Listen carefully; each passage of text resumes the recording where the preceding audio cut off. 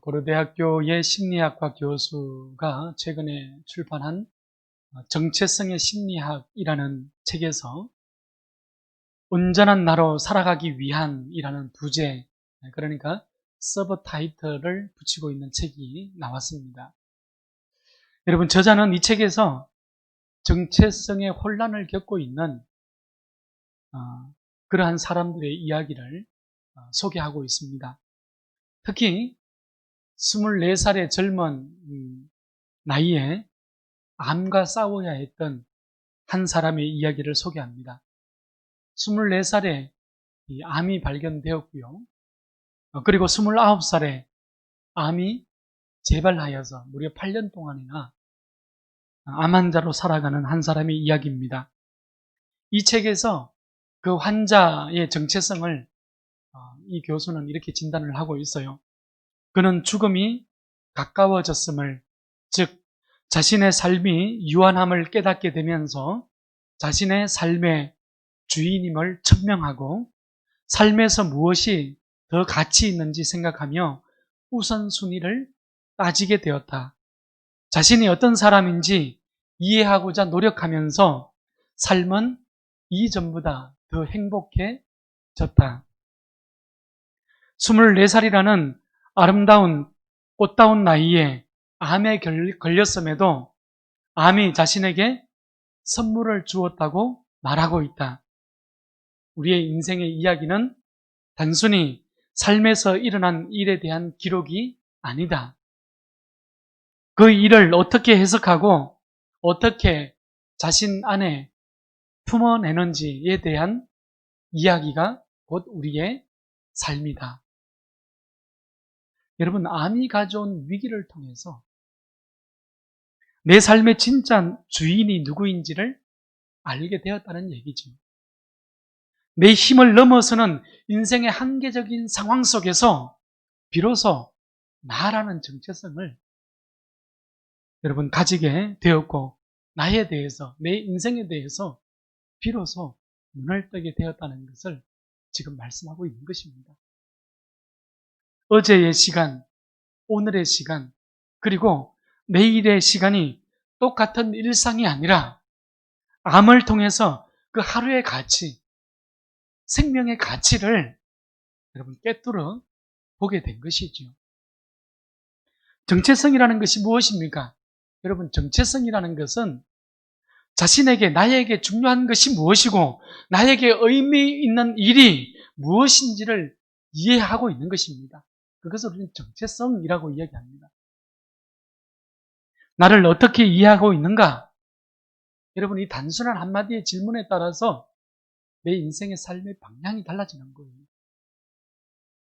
평범한 일상이 주어진 시간을 대하는 태도가 달라지는 것입니다. 하나님을 섬기고 예배하는 방법이 달라지는 것이죠. 여러분, 이 책에서 정체성을 찾는다는 것에 대해서는요, 이렇게 이야기를 합니다. 껍데기 안에 감추어진 자신의 알맹이를 찾는 것, 이렇게 정의를, 설명을 하고 있어요. 어쩌면 우리는 알맹이보다 껍데기를 더 중요하게 여기는 시대를 살아가고 있을지도 모르겠습니다. 껍데기로 평가하고 껍데기로 평가를 받는 시대이기도 합니다. 여러분, 우리는 그런 세상 속에 살아가고 있잖아요. 문제는 나 자신을 돌아보지 못하게 되고 또 인생에서 가장 중요한 것들을 스스로 선택하지 못하면서 살아간다는 것이 여러분, 정체성을 잃은 삶의 문제인 것입니다. 오늘 우리는 하나님 앞에서 내가 누구인지, 나라는 정체성을 다시금 찾아가고 다시금 일으켜 세워가는 우리 모든 성도님들이 될 수 있기를 축원합니다. 여러분, 삼손은 누구였습니까? 삼손은 어떤 정체성을 가지고 살아갔습니까? 나실인이었잖아요. 나실인은 민수기 6장에 기록되어져 있는 대로 포도나무에서 나온 포도주와 독주를 비롯해서 그것이 포도즙이 되든 생포도가 되든 금포도가 되든 포도나무에서 나오는 모든 소출은 일체 금지되어진 삶을 살아가야만 했습니다. 또한 나실인은 어땠습니까? 구별되어 살아가는 그 날 동안, 그 기간 동안 머리에는 삭도를 대어서는 안 됐습니다. 머리카락을 잘라서는 안 되었어요. 세 번째는 무엇이었습니까? 부모나 형제가 죽었다 할지라도 여러분, 시체를 가까이 하는 것, 부정한 것은 그 어떤 것이든지 접촉하는 것은 금지되어져 있는 삶을 살아가는 사람이 나실인이었습니다. 여러분, 이 세 가지가 나실인이 가지고 있는 정체성이라는 거예요. 특별한 목적을 가지고 하나님의 특별한 도움을 구하는 삶을 살았던 사람이 나실인이라는 사람이었습니다. 말과 행동을 조심하며 구별한 나지르의 삶을 살아갔던 사람들이죠. 삼손은 태어나면서부터 나실인으로 태어났잖아요. 삼손은 하나님의 부르심의 길을 걸어가야 했습니다. 여러분, 이것이 하나님과 삼손 사이의 규칙이라고 얘기했습니다. 룰이라고 얘기했어요. 지난주 본문 여러분 사사기 3장 25절 말씀에 보게 되면 여호와의 영이 그를 움직이기 시작하니라, 이렇게 3장이 마무리가 되어지고 있습니다. 여호와의 영이 임하였으니 지금 어떻습니까? 이제 하나님께서 삼손을 통하여서 블레셋으로부터 이스라엘 민족을 구출해내겠구나.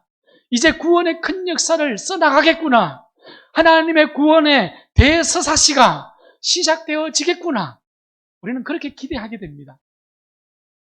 그런데 오늘 14장 1절 말씀을 보게 되면 여러분, 엉뚱하게도 삼손은 이방 여인과 결혼하고자 하는 삼손의 모습으로 시작되어지고 있습니다.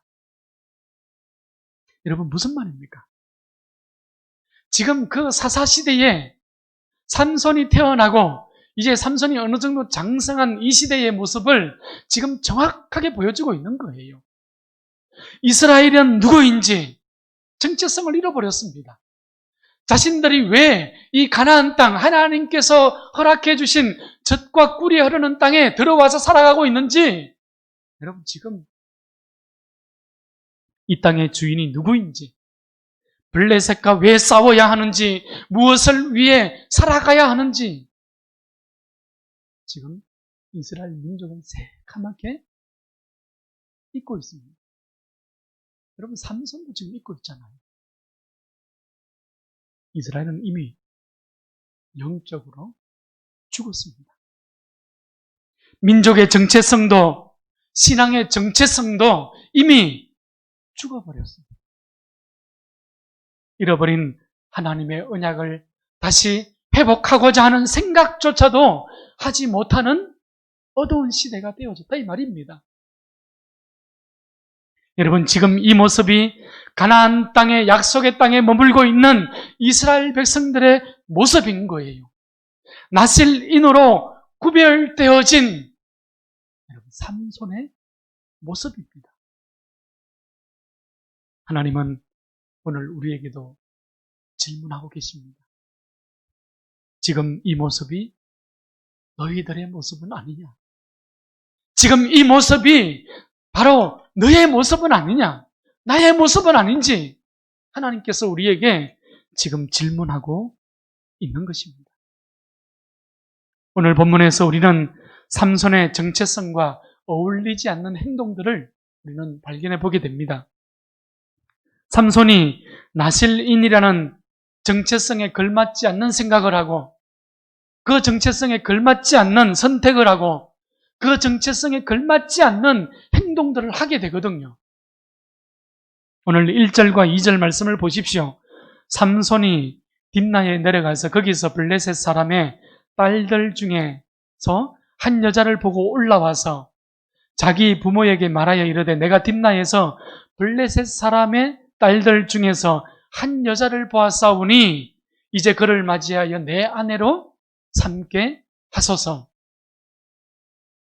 여러분, 딥나에서 블레셋 여인을 보고 삼손이 연모하기 시작했어요. 그리고 이방 여인과 무엇을 생각하게 됩니까? 결혼까지 할 것을 지금 생각하고 있는 거예요. 여러분, 실제로 하나님은 이스라엘 백성들의 우상 숭배를 막고자 하기 위하여서 이방인과의 결혼을 율법적으로 금지시켜 놓았습니다. 신명기 7장 1절에서 4절 말씀을 보게 되면 이스라엘 백성들에게 하나님께서 광야에서 말씀하셨지 않습니까? 이스라엘이 약속의 땅에 들어가 그 땅을 차지하면 너희들은 그 땅에 있는 7 족속입니다. 헷 족속, 기르가스 족속, 아모리 족속, 가나안 족속, 브리스 족속, 히브리 족속, 여부스 족속을 향하여서 그들과는 어떤 언약도 맺지 말아라. 그들과는 불쌍히 여기는 마음조차도 가지지 말아라. 그들과는 혼인도 하지 말아라. 내 딸을 그들에게 주지도 말고 그들의 딸을 데리고 와서 며느리를 삼지도 말아라고 신명기 7장에서 명확하게 명시까지 해놓았거든요. 특히 신명기 7장 4절 말씀에 보면 그 이유가 정확하게 나옵니다. 이방인들과 왜 결혼을 금지하고 있는지 하나님께서 명확하게 말씀을 하셔요. 그가 내 아들을 유혹하여 그가 여호와를 떠나고 다른 신들을 섬기게 함으로 여호와께서 너희에게 진노하사 갑자기 너희를 멸하실 것임이니라. 여러분, 얼마나 무서운 일입니까? 우상 숭배를 막고 이스라엘의 멸망을 막기 위하여서 하나님께서는 이스라엘 백성들이 이방인들과의 결혼을 율법적으로 엄격하게 금지시키고 있는 것을 우리는 보게 되는 거예요. 여기서 여러분, 삼손이라는 한 사람, 하나님께서 삼손이라는 나실을 한 사람을 통하여서 이스라엘 민족이라는 공동체를 보고 계시는 거예요. 여러분, 하나님 앞에 삼손은 한 개인으로서 끝나는 것이 아니라 이스라엘이라는 민족이 되고 있는 것을 우리는 보게 됩니다. 여러분, 너무너무 중요한 것입니다. 하나님 앞에서 나라는 한 개인은 여러분, 나라는 개인으로서 끝나는 게 아니란 말이에요. 하나님의 부르심을 받은 성도는 나라는 홀로 끝나는 것이 아니라는 것을 우리에게 말씀하고 있습니다. 여러분, 나는 누구입니까? 나는 널 부른 교회잖아요. 여러분, 나는 한국교회입니다. 나는 하나님의 나라입니다. 이것이 성도의 부르심의 자리예요. 그러니 여러분, 하나님이 나를 보시면서 무엇을 보고 계셔요? 널 부른 교회를 보시죠. 나를 보면서 한국교회를 보고 나를 보면서 하나님의 나라를 기대하고 계신다는 거예요. 그만큼 성도의 부름의 자리가 중요한 자리라는 것을 우리는 발견하게 되는 것입니다. 여러분, 이것이 1절, 2절에서 말씀하시는 삼손의 정체성이라는 거예요. 아이덴티티라는 겁니다. 오늘 세상적인 눈으로 나 한 사람을 보게 되면 여러분, 미약하지요. 실수투성이지요. 부족하지요. 아무것도 아닌 것처럼 보일지라도 여러분, 나라는 존재를 하나님의 눈으로 보면 어떻게 됩니까? 나는 하나님의 자녀요, 그리스도의 몸인 교회요, 하나님의 나라를 꽃피우는 거룩한 성도라는 사실을 꼭 기억할 수 있기를 바랍니다. 여러분, 그래서 성도는 하나님의 희망이 되는 거예요.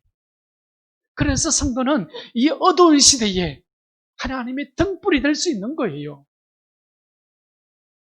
여러분, 오늘 하나님의 희망이요, 세상의 희망인 성도의 정체성을 내 가슴 속에 깊이 새길 수 있기를 바랍니다.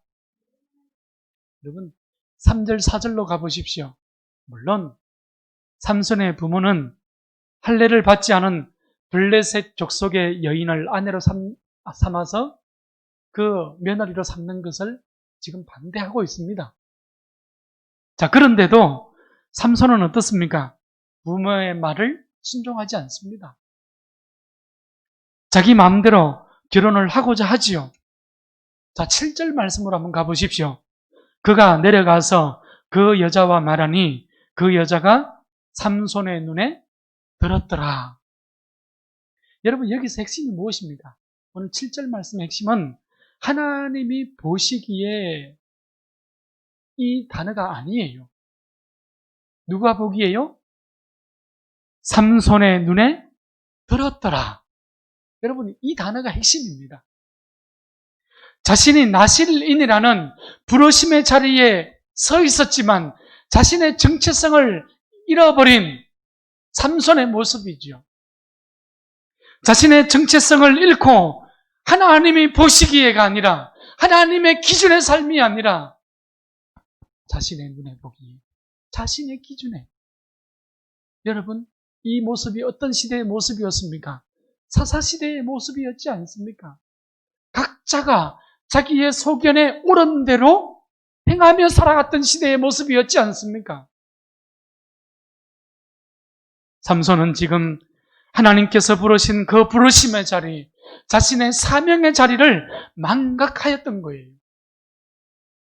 그래서 내 욕망대로, 내 눈에 보기 좋은 대로, 세상의 아름다움을 보고 세상의 기준대로 지금 생각하고 선택하며 살아가고 있는 모습입니다. 그렇게 결정하고 살아가는 거예요. 하나님의 말씀이나 하나님의 인도하심이나 하나님의 개입하심이 여러분 들어설 자리가 전혀 없는 거예요. 오늘 5절 말씀을 다시 가보십시오. 이제 삼손은 부모님과 함께 딥나의 땅으로 같이 내려가지요. 삼손의 고집이 대단했던 것 같습니다. 여러분, 눈에 콩깍지가 씌이면 보이는 게 없습니다. 맞습니다. 지금 그런 상황이에요. 결국 결혼이 성락된 것입니다. 자, 그런데 성경은 또 딥나의 한 포도원에 도착하였다고 의도적으로 우리에게 기록해주고 있어요. 자, 여러분 보십시오. 지금 이 포도원이 왜 여기에서 기록이 되어지고 있을까요? 왜 기록되어지고 있을까요? 삼손이 누굽니까? 나실인이잖아요. 나실인이 손도대지 말아야 할 것이 무엇입니까? 그 첫 번째가 포도에서 나오는 모든 소산물이었잖아요. 그런데 지금 삼손이 어디로 내려갔다고요? 포도원으로 내려갔습니다. 여러분, 이것은 나실인에게 엄격하게 금지되어진 포도의 열매, 포도주를 지금 찾고 있는 삼손의 모습을 지금 우리에게 기록해주고 있는 거예요. 엎친 데 덮친 격으로 여기에서 누구를 만납니까? 젊은 사자를 만나게 됩니다. 젊은 사자가 나타나서 삼손을 위협하게 되죠. 자, 이 순간 성경은 또다시 아주 중요한 모습을 우리에게 보여줍니다. 위험의 순간에 어떻게 됐습니까? 삼손에게 여호와의 영이 삼손에게 강하게 임하였다. 이렇게 기록을 해줍니다. 여러분 6절 말씀을 보게 되면 여호와의 영이 삼손에게 강하게 임하니 그가 손에 아무것도 없이 그 사자를 염소 새끼를 찢는 것 같이 찢었으나 이렇게 기록을 하고 있잖아요. 지금 자신의 정체성조차 잊어버린 삼손에게 여호와의 영이 위험하는 순간에 강하게 임하였다는 거예요. 무슨 말입니까, 여러분? 하나님께서는 한번 부르셨으니 포기하지 않으신다는 것이지요. 하나님께서는 한번 사랑했으니 결코 버리시는 일이 없으신 하나님이라는 겁니다. 하나님께서는 한번 계획하셨으니 변개치 아니하시는 하나님이심을 우리에게 말씀하고 있는 거예요. 삼손은 이 위기의 순간에 맨손으로 어떻게 합니까? 젊은 사자를 찢어서 죽이잖아요. 여러분, 놀라운 힘을 발휘한 거예요. 우리가 잘 알고 있듯이 하나님께서 삼손에게 주신 달란트가 무엇이었습니까? 힘이었잖아요. 파워였습니다. 힘으로는 삼손을 당할 장사가 없습니다. 삼손은 지금 나시린으로서 정체성을 상실했지만 하나님은 더 강력한 성령의 역사로 임하여 주고 계시는 거예요. 그 위기의 순간에 삼손은 지금 혼탁하고 어두운 사사시대에 블레셋으로부터 민족을 구원해야 하는데 그것을 망각하고 살아가고 있지만 이방 여인과 결혼을 하고자 하는 그 영적인 죽음의 자리에 있었지만 여러분, 이 영적으로 어두웠기 때문에 영적으로 죽어있는 그 삼손에게 하나님께서는 여호와의 영으로 더 강력하게 임하여 주고 계신다는 것을 우리는 지금 보게 되는 것입니다. 여러분, 그러니 우리의 희망이 어디로부터 임하는 것이에요? 하나님께로부터 임하는 것입니다. 여러분, 힘들고 외롭고 시대가 어두워서 길이 보이지 않지만 하나님의 영이, 여호와의 영이 강하게 임하여 주시면 그곳에 길이 있고 그곳에 빛이 있고 그곳에 희망이 있는 것입니다. 여러분, 말씀을 정리합시다. 이제 우리는 계속해서 보게 될 것입니다. 오늘 본문에서 사자를 찢어 죽이는 이 경험은 삼손의 실수마저도, 삼손의 실패의 자리에서도 하나님께서는 끝까지 인내해 주시고 하나님께서는 그 일을 이끌어 가시는 하나님이시라는 것을 우리에게 보여주고 계십니다. 우리는 삼손 이야기를 읽으면서 삼손이 오늘은 어떤 실수를 했는가 여기에 초점을 맞추어서 읽는 것이 아니라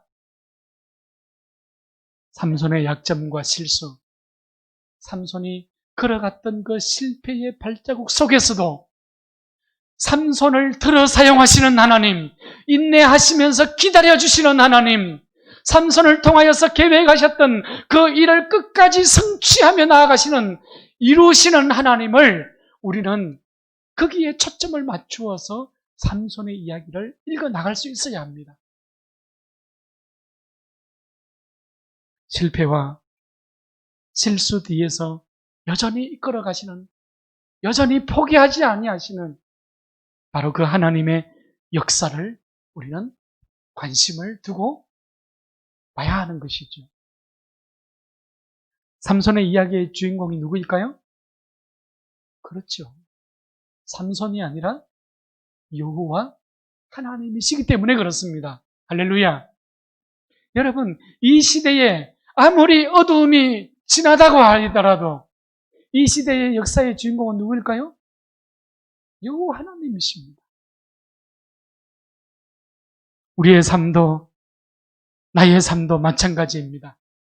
여러분, 내가 나의 인생의 주인공이 되면 하나님이 보이지 않는 거예요.